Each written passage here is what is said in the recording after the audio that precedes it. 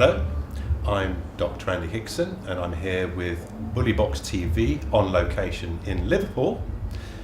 With me today is Mr. Happivator, also known as Titus Fasawe Jr. Titus. Thank you for being here with us today. You're very welcome. Would you just like to introduce yourself to our audience? Okay, my name is Titus Fasawe, better known as Mr. Happivator, because of my ability to be happy and motivational and allow my happiness to become a motivating factor in my everyday. Okay, so you've got a huge smile that you're keeping on there. Yes. The first thing I'm going to ask you, Titus or Mr. Happy? What would you prefer? Whichever. You can call me Titus or Mr. Happy. I'll hear Mr. Happivator if you say Titus. I'm going to call you Titus. Okay. Okay, unless I forget, in which case I'll call you Mr. Happy. Okay. So Titus. Yes. The first thing I want to ask you Yes. is, do you have a smile 24/7? I do. And it's because I know that my smile comes from within me. And I know that I am a better person, life is better, if I allow myself to smile. I see it as a similar reaction to it raining, and where some people might complain that it's raining, I'll just find an umbrella. So although there are always things that will act like rain, and negative airs and situations that might not go the way you want them to, I will always look to find my smile from within it. Whether it's by thinking of my family, the fact that I have one, or just thinking of the fact that I know how to allow myself to be happy. And it feels better to smile, it takes less action to smile. So you're always trying to find the positive in any situation in yourself? Yes, because it is always there, and sometimes you might have to look harder for it. But the best example is a wonderful sunny day and people will say it's too hot. A rainy day and people will say it's raining. But if we have a drought, they'll complain that there's no water. And if it never gets sunny, they'll complain that it's always raining. So it can become a trend. And the most famous one, well, the most memorable one I've always heard of, is a lottery winner who complains that, oh, I just won the lottery, but someone else won it too. I'm only going to get 10 million. So they don't allow themselves to look to the good. They're almost always ready for the bad and preparing for it. So, Titus. Yes. Were you born happy? I was born with no essence of happiness or pain. And because my parents both came out of a lot of pain that I found out about later, they were very protective of me being aware of anything that wasn't good. And how that manifested, and this was probably my first experience of bullying, though I didn't know it, was by them demanding that you must do well in school and you must become a doctor, because then we know that you will be fine in life, and everything is about education and becoming a doctor. And they literally would spend every day mentioning family members, and this person's a doctor and that person's a doctor. Look how happy they are. And my question for them was, well, what's happy then? You're happy if you can pay your bills. You're happy if you have a job. And as you get older, you tend to find that, well, these people are not so much happy. They might just be conforming to what they think happiness is. So I'd say over time, I have allowed things like fear of not feeling happy to make me look into ways of being happy and maintaining it.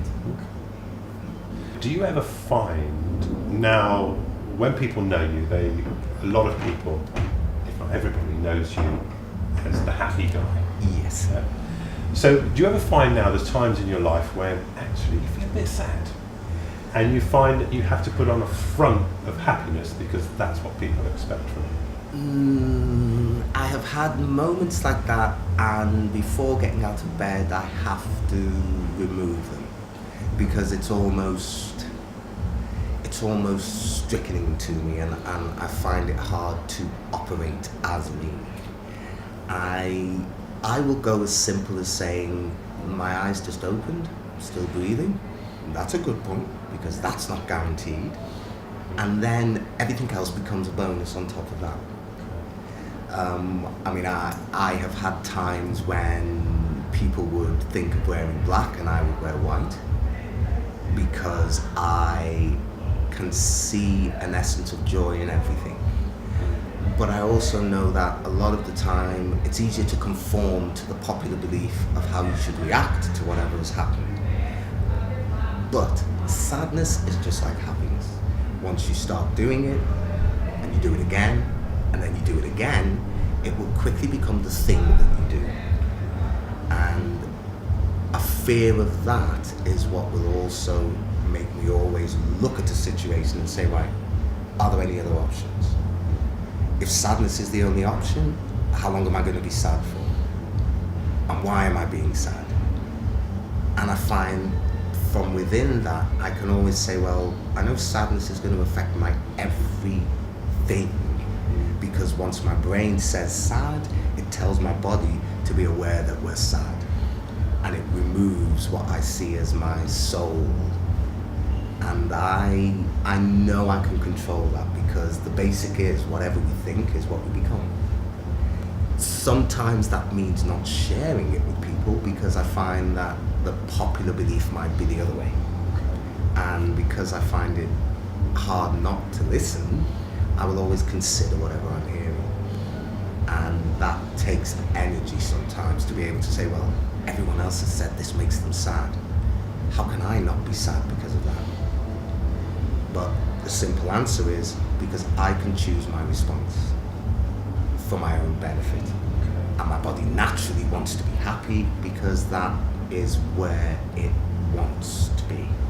But would you feel that there are times that it's useful for ourselves to go through sadness, like in mourning or something like that, for example? Is that a useful body, physical and mental process for us to go through? I am probably the wrong person to ask about mourning, because I had the benefit when I was 11 to speak to grandparents who were over the age of 100. And their point was, mourning is a human thing. When a person is alive, they are alive in mind, body and soul. When they pass from the body, they are still alive in mind and soul. But that depends on how you knew them when they were in the body. So from a very young age, I've always had an awareness of people. I have an awareness of you now. And as soon as I hear that the person I have an awareness of has passed from the body, my awareness is immediately heightened to the fact of thinking of them, thinking of their essence, things they would say, and it kind of makes me remember being with them and things that they did, and I immediately know that they wouldn't want sadness to happen. And my grandparents always used to say to me, yeah, so let's say you do start mourning and feeling sad. What's going to make you stop? When are you going to get to the point where you'll say, that's enough now? And let's not forget, your body it's just going to follow whatever you tell it. So it's going to walk down the line and say, we're sad. Next day, we're still sad.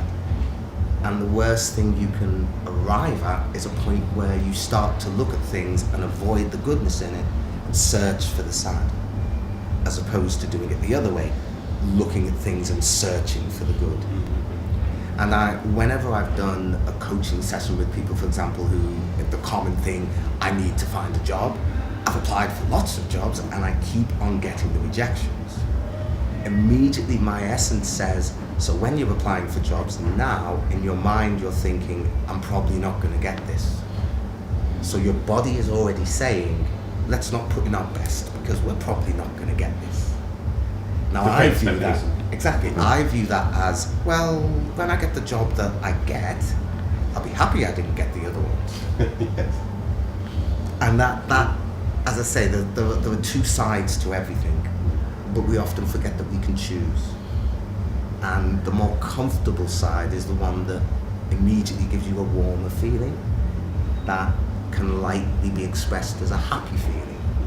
And my kind of Happivator experience is where that happiness motivates you. Okay. So you've mentioned bullying, Yes. and have you had to deal with bullying in your life? Oh yes, my great grandfather had 26 wives and over 100 children. 26. My 26 granddad, wives. 26 wives, 100 over 100 children. Wow. Yeah, this was back in a village in Nigeria. He was a shaman and medicine man. Okay. My grandfather on both sides, my mother's and my father's side, both, one had 4 wives and then 5, one had 6. So lots of children. And then I had uncles that had 6 and 7 wives and lots of children again. So just in that mass of people related to each other, there was a heightened essence of competition that from the parent level becomes a you must become something because your cousin is.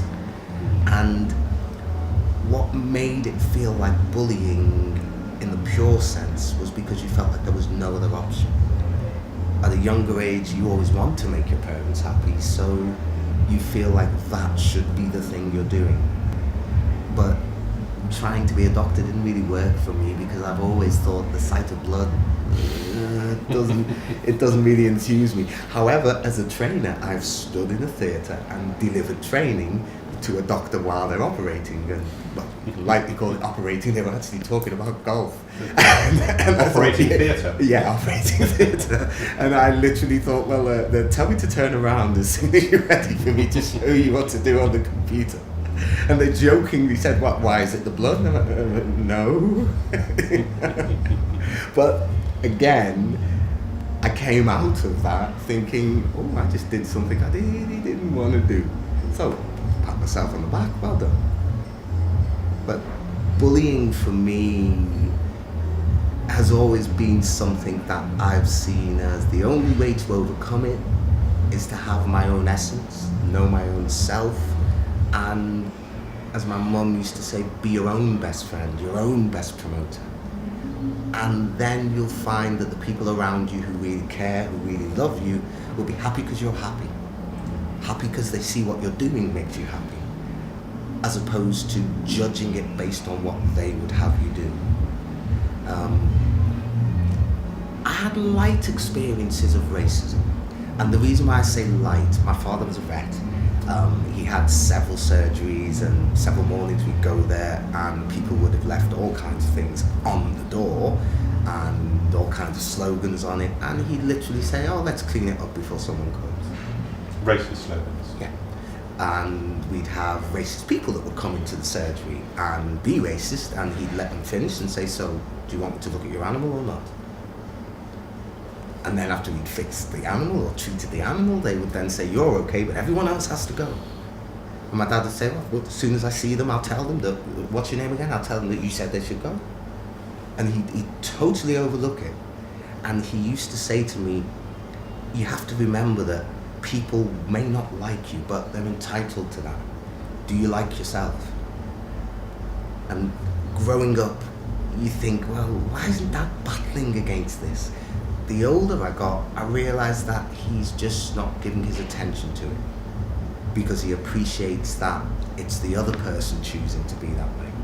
So you don't choose to be that way.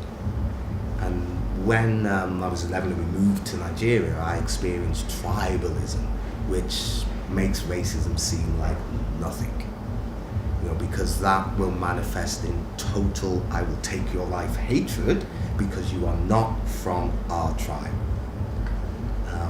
I remember having a good friend for a week until I went to his house and his parents asked me, where do you come from and what tribe are you from? And then the next day in school and forevermore, he never spoke to me. Walked by me. And I found out probably about a year later from my dad that, it's known that people from that tribe won't like people in the next village. And it's similar to the way I see a lot of things. It's happened for many years and it's gone through generations, so now it's just what is. It's no longer questioned, it's just followed. But like I say, I take pride in not going to that level and joining in. So if I bumped into that boy now and he said, oh, nice to see you, I wouldn't even say to him, would you like to apologize about what's happened years ago? because to me, nothing happened years ago because I did nothing. Because you didn't hang on to anything. Exactly. Because the truth about things is, especially if you feel that you're right, it will hurt you first. And it's just like being happy or sad. It's a choice that you can make based on how you feel. And I sometimes compare it to flushing. You know, that didn't feel good, flush it, move on.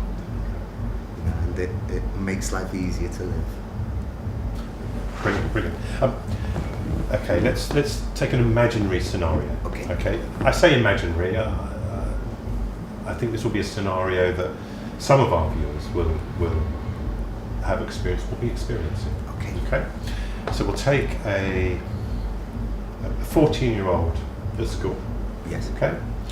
And they feel under pressure to succeed from their parents, like what we've talked about, exams and so on. Yes. They feel pressure to conform, they've got to wear the right things, and like the right bands from their friends. Yeah. And then they've got another group that they avoid because they know whenever they get close to them, they're going to have either their hair pulled, a punch or a slap around the face, Yes. and some name calling. And that's them on a daily basis, struggling with all those things, pulling at them and pushing them from all those different angles. How do they go about feeling good about themselves and feeling happy about their life with all those things happening? Okay. One of the first things they would need to appreciate is that things will always happen around you. There will always be something that has the potential of making you feel sad or making you feel threatened or in fear. What allows it to manifest is first your acceptance of it and then the attention that you give to it. Now, like all things, the longer it happens, the more it becomes part of you and the harder it becomes to reach a decision where you feel, I must do something about it. The longer it happens, the more you'll think, there is nothing I can do about it. But there is always something, and it starts with just believing that there is something I need to do. There is something going on that I do not like. The easy route is where there's somebody you can talk to and rely on, and you know that they will support you in your action to make a change.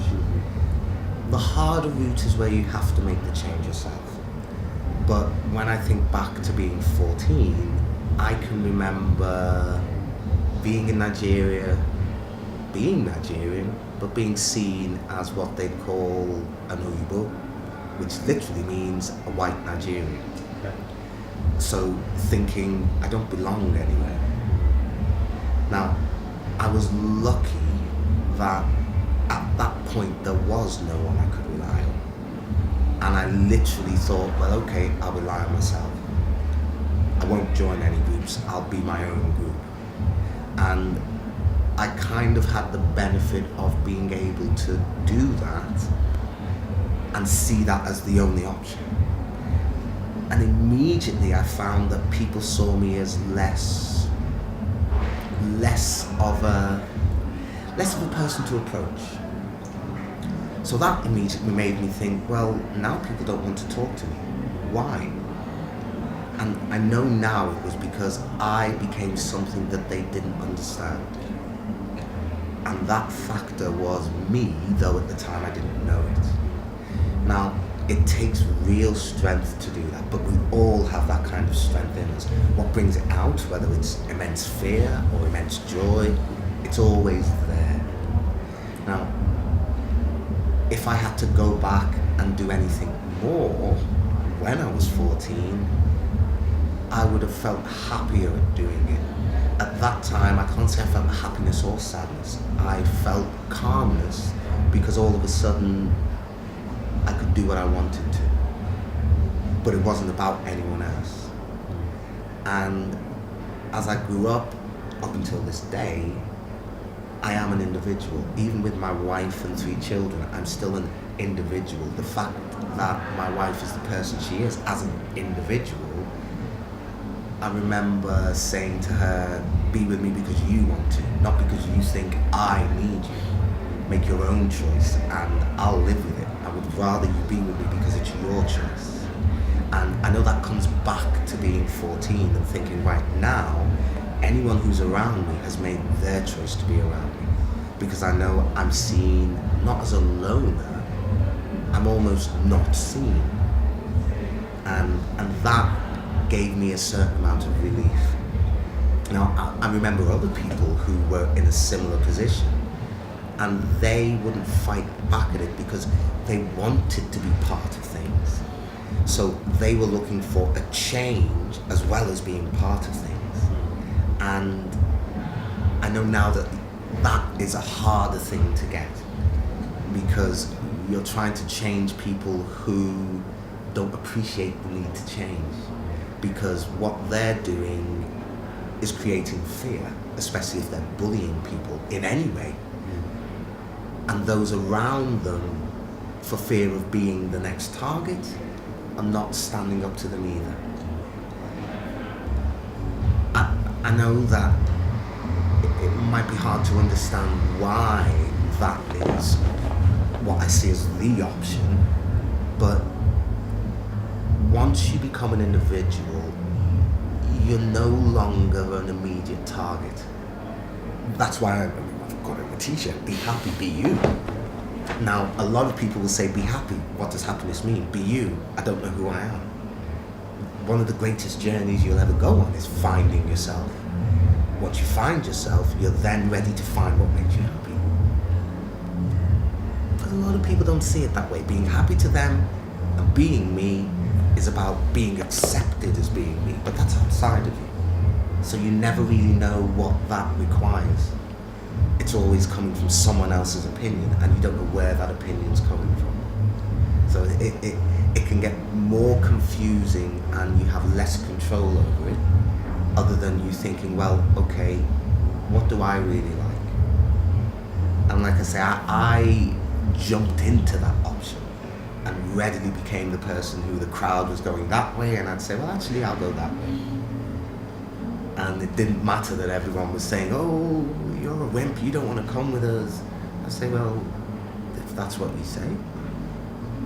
And as with all things, the less attention you give to it, sadly, because there is always someone else who will give it attention, the attention diverts. Now, it's always the truth that the more people you have around you who are supporting, the easier those kind of paths are. But it's also the truth that the reality is, if you want to change, you have to follow the path. So, unfortunately, sometimes you're doing it alone, or you're doing it alone with support.